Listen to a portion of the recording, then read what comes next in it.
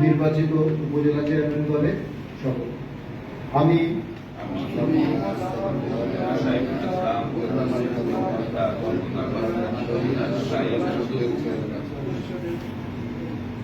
উপজেলা পরিষদের চেয়ারম্যান নির্বাচিত হইয়া সশ্রদ্ধ চিত্তে শপথ বা দৃঢ়ভাবে ঘোষণা করিতেছি যে আমি ভীতি বা অনুগ্রহ বশবর্তী না হইয়া সকলের প্রতি আইন অনুযায়ী এবং সততা নিষ্ঠা ও বিশ্বস্ততার সহিত আমার পদের দায়িত্ব ও কর্তব্য পালন করিব।